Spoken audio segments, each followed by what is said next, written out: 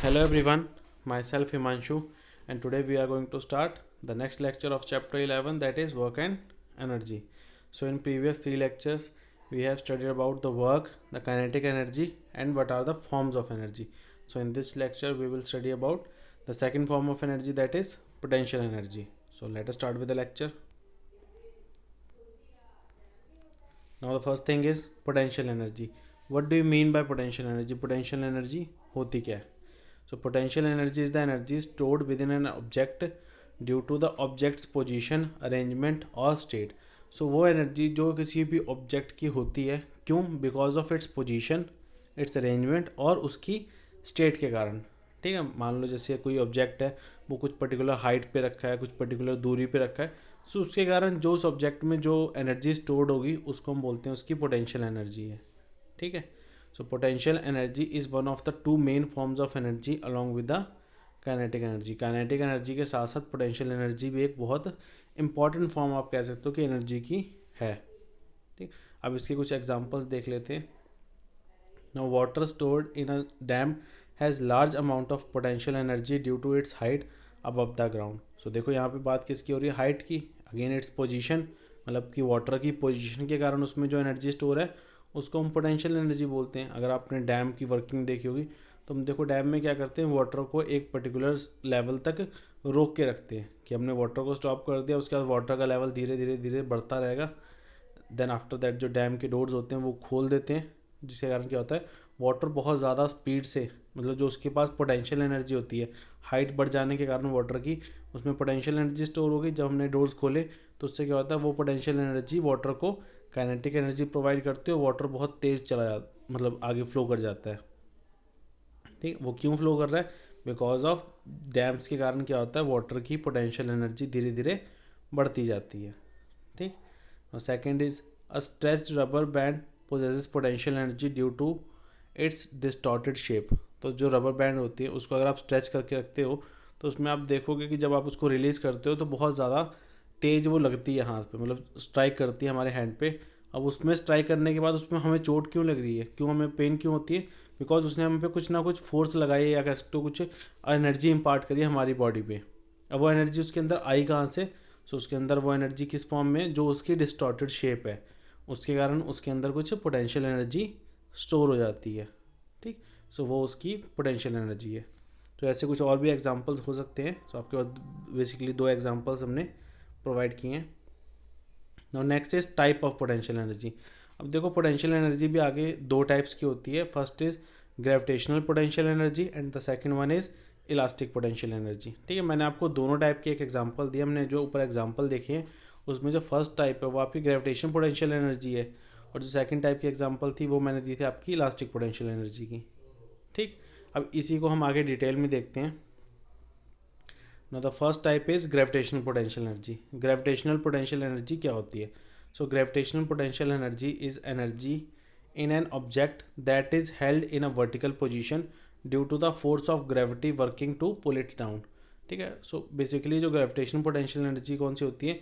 वो potential energy जो किसी बॉडी के अंदर होती है. क्यों होती है? क्योंकि वो एक पर्टिकुलर हाइट पे होता है और ग्रेविटी उसको डाउनवर्ड डायरेक्शन में पुल करना चाहती है. ठीक है. अब ग्रेविटी उस पर फोर्स लगा रही है और वो एक पर्टिकुलर हाइट पे है, तो जब तक तो वो उस हाइट पे उसकी एट दैट पोजीशन जो उसकी पोटेंशियल एनर्जी है वो कितनी होगी? जितनी हाइट पे वो ऑब्जेक्ट रखा है, क्योंकि उतनी हाइट से ग्रेविटी उसको अपनी तरफ अट्रैक्ट कर रही है.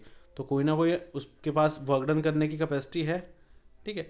और उसके अंदर वो वर्क कैसे होगा? जो उसमें एनर्जी स्टोर्ड है. So due to height of any object जो उसके अंदर एनर्जी होती है उसको हम बोलते हैं ग्रेविटेशनल पोटेंशियल एनर्जी. ठीक है. The amount of gravitational potential energy in object depend on it's height and mass. The heavier the object and the higher it is above the ground, the more gravitational potential energy it holds. ठीक है. तो gravitational potential energy basically किस पे depend करती है? किसी भी object के मास पे, और वो कितनी हाइट पे रखा है. जितनी ज़्यादा हाइट पे रखा होगा उतनी ज़्यादा पोटेंशियल एनर्जी होगी, ग्रेविटेशनल पोटेंशियल एनर्जी होगी, और जितना ज़्यादा मास होगा उतनी ज़्यादा ग्रेविटेशनल पोटेंशियल एनर्जी होगी. ठीक है. So basically gravitational potential energy जो है वो किसी भी ऑब्जेक्ट के मास और उस ऑब्जेक्ट की जो पोजीशन है, जिसको हम हाइट बोल रहे हैं यहाँ पे, कि उसकी हाइट पे डिपेंड करती है. जिसकी हाइट ज़्यादा होगी उसका पोटेंशियल एनर्जी भी ज़्यादा होगी।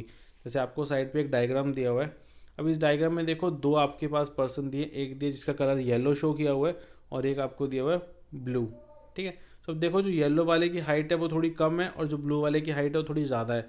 तो सिंपल सी बात है, according to gravitational potential energy जो ब्लू वाला पर्सन है उसकी जो ग्रेविटेशनल पोटेंशियल एनर्जी है वो ज़्यादा होगी और जो येलो वाला है उसकी ग्रेविटेशनल पोटेंशियल एनर्जी थोड़ी कम होगी। ठीक है, क्यों कम होगी? बिकॉज उसकी हाइट जहाँ पे वो खड़ा है उस ट्रैक की हाइट थोड़ी कम है और जो ब्लू वाले का ट्रैक है उसकी हाइट थोड़ी ज़्यादा है।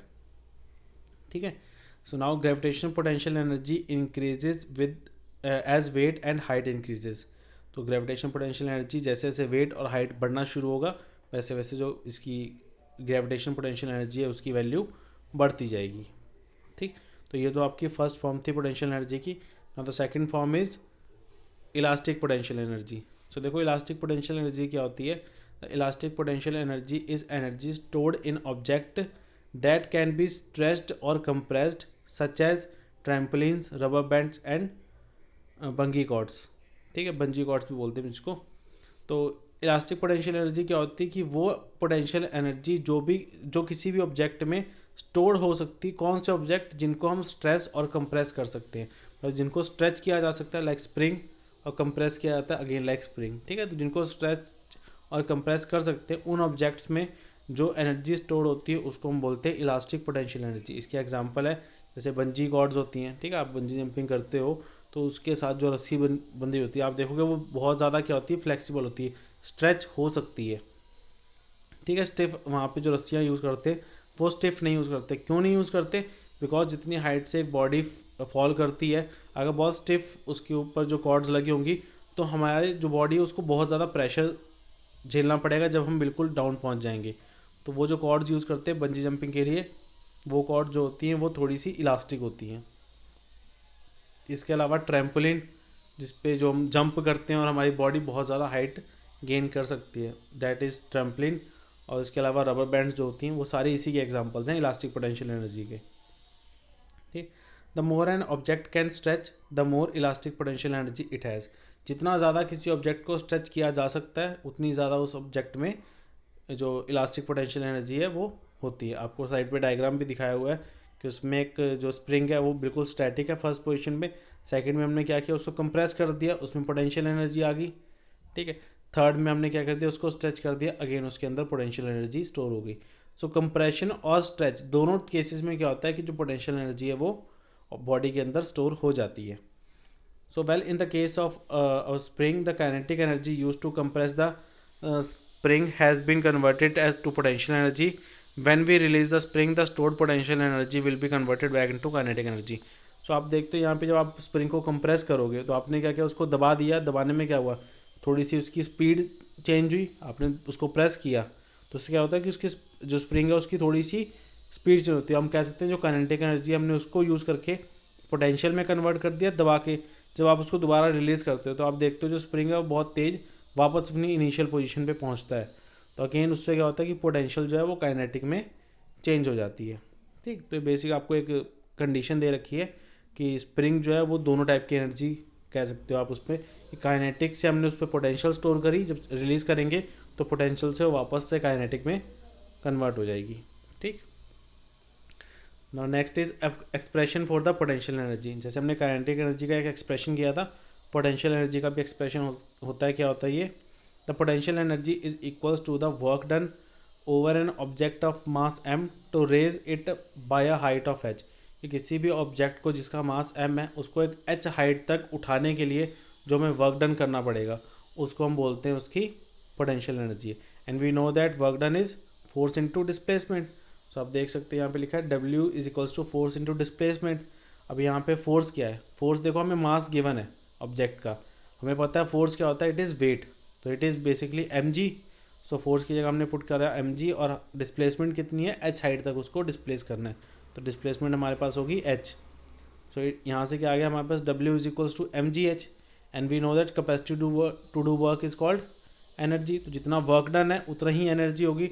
सो यहाँ पे जो ये वर्क डन है वो किस फॉर्म में होगा? पोटेंशियल एनर्जी की फॉर्म में होगा। So basically PE is equals to mgh।